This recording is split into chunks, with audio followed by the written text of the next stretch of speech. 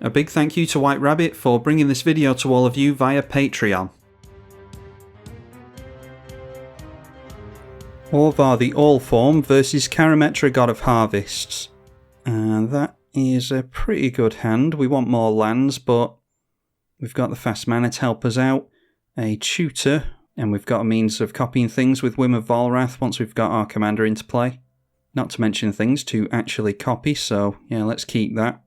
We're on the play, so we get down our 2 pieces of mana, and then we'll go for the tutor with the scroll.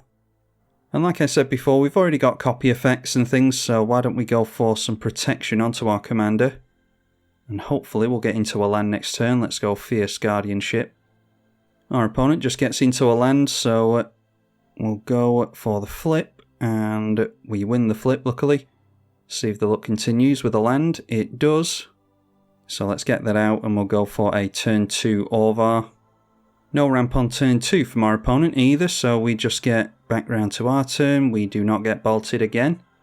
And it's another land, that's really good. A few lands off the top is excellent.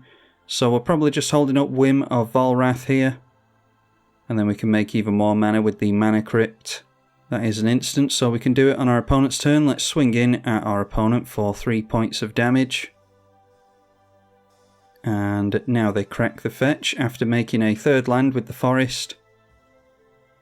And shocking in a Temple Garden, curiously. They could have got that in tapped at the end of our turn. Saved themselves a couple of life. Anyhow, going in for a Manglehorn. Yeah, luckily we've got an answer to that so that we can actually keep our Mana Crypt in play. We are at risk of bolting ourselves a lot with the Mana Crypt if we've got a lot of Mana Crypts in play, but this is going to remove one of them either way. So we'll go for the Volrath Swim. And that does have buyback, so we'll be able to keep that in our hand. Unfortunately, it brings in a tapped copy of the Mana Crypt. Otherwise, we'd be able to go for Whim of Volrath again. Anyway, we keep the Whim of Volrath in hand, and we get a copy of the Mana Crypt. They destroy the original one. Drawing into a Spellseeker now, which I think we've got everything we need at the moment, but Spellseeker could get us into something potentially. We'll swing in at their 2-2 with our 3-3 Orvar. And it's pretty much the same as last time, just hold up the Whim of Volrath. Ooh, Aura Shards. Alright, so they've got answers, but luckily we've got more answers, I think. Let's go Whim of Volrath here. And make a copy of the Mana Crypt once again. It is tapped, so we can't make another Mana Crypt, which is probably for the best if we're at risk of being bolted multiple times. So 2 Mana Crypts on the stack, and we only get bolted by one of them, getting to a land, so now we can start making multiple Mana Crypts if we want to, as risky as that is. I think I just want to see the back of the Aura Shards. Could have countered it, of course, but I was hoping that we'd actually keep our Mana Crypt in play, and we have. So we'll be able to go for Meteor Golem onto that. The Meteor Golem is an artifact, of course, so it comes into play tapped, but that will allow us to get rid of the Aura Shards. And then we'll swing in at them for 3 points of damage again. I'd be happy to see the back of the Manglehorn. And our opponent scoops at that. I think the Aura Shards was pretty much their only shot there. Pretty much anything at this point we can get rid of, thanks to the fast mana, Volrath Swim, and the Meteor Golem. And then we'll be accruing value on the board for the red zone as well, so if they can't keep creatures in play, which they probably won't be able to because they'll have to start chump blocking soon, then we're just going to end up going wide on them and steamrolling over them, which isn't something you can often say in Mono Blue. Anyway, that was a pretty quick one, so let's try again. Orvar the All-Seer versus Gonti, Lord of Luxury. And once again we get into it's Mana Crypt and a 1-lander again. And once again we've got a tutor to get into Volrath Stronghold, or Clock Spinner I think it's called, whatever we need. Oh, that feels bad. A turn 1 Thoughtseize from our opponent is going to punish us for keeping this hand, because no doubt they get rid of the Mana Crypt. Yep, getting rid of the Mana Crypt leaves us at 1 mana. Alright, well, getting into a land at least. Just have to play the land and try to limp our way up to our commander. And speaking of fast mana, they had some of their own in Mana Vault. They can't get down their commander here, though. Alright, well, that's really good as well. A Cryptghast on turn 2. So it's definitely our opponents to win at this point. We get into another land, so just one more for our commander. We have to dodge removal and stuff, though, although they are at 2 cards. Lower than I thought they'd be. Deciding not to untap the Mana Vault. We'll see if they go for their commander here. They do make a 3rd land, so that's 6 mana they've got available. And that is a Priest of Gix. So they just get 3 black mana when that enters. Not really worried about that. Probably part of some kind of combo piece. And then a Nyx Lotus. Yeah, they've got 2 black mana, Devotion 2 at the moment, so they'd be able to tap that for an okay sum of mana. And they decide to extort us with the Cryptghast as well. I think I'm going to let that out because I do just want to counter their commander. They're empty-handed now, so yeah, I'm hoping that we'll be able to make use of the mana drain next turn.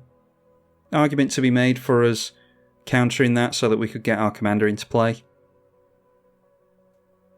Anyway, the Cryptghast swings in at us, takes us down to 27.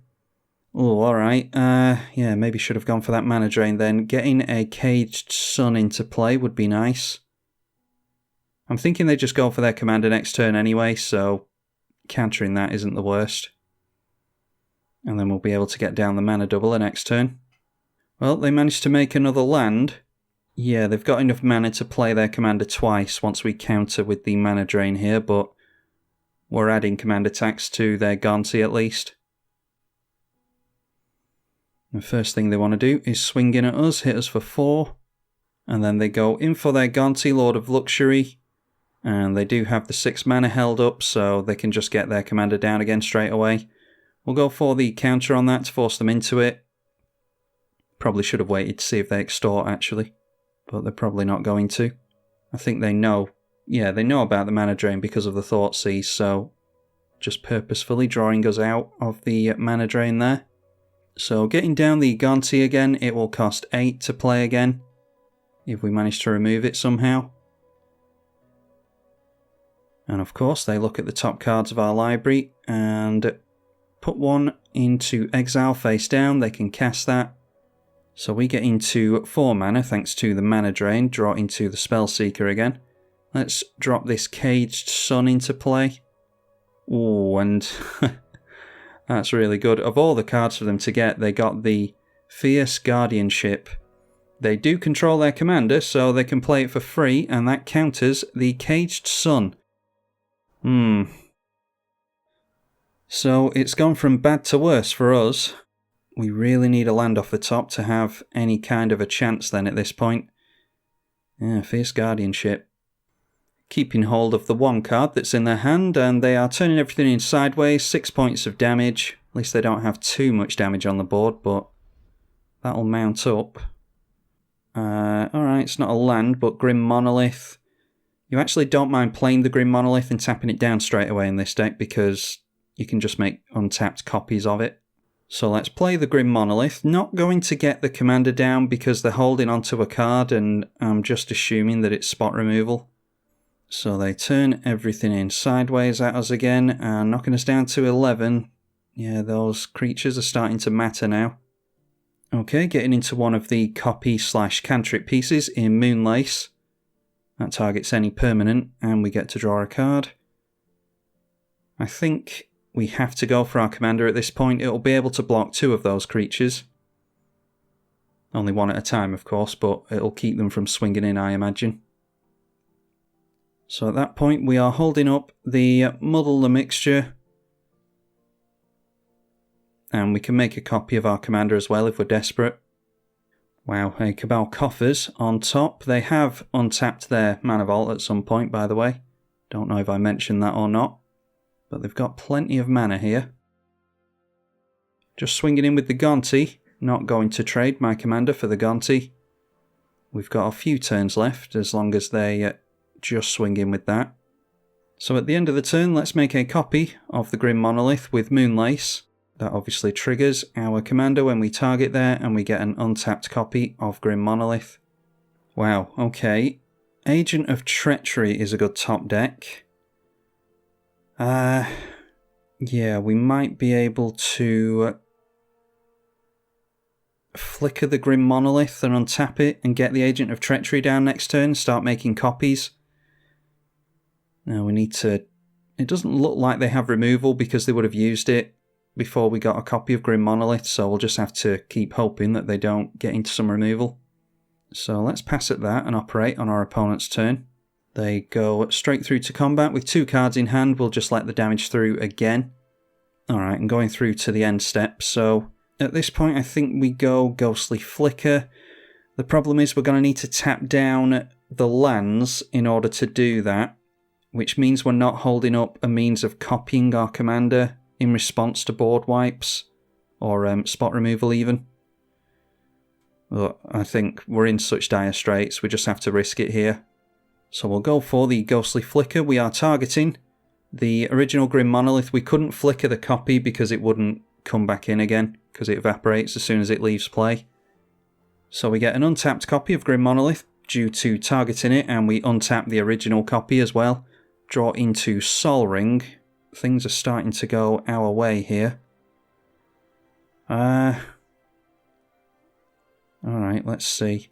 We'll get down the Sol Ring first of all, with the original, tapping down the original so that we can untap it with flicker effects if we need to. Then after that we'll tap down another Grim Monolith. We'll go for Agent of Treachery.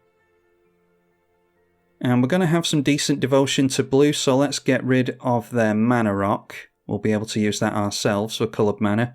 They'll probably tap this in response. No, they don't tap it in response. Alright, that actually makes a difference then.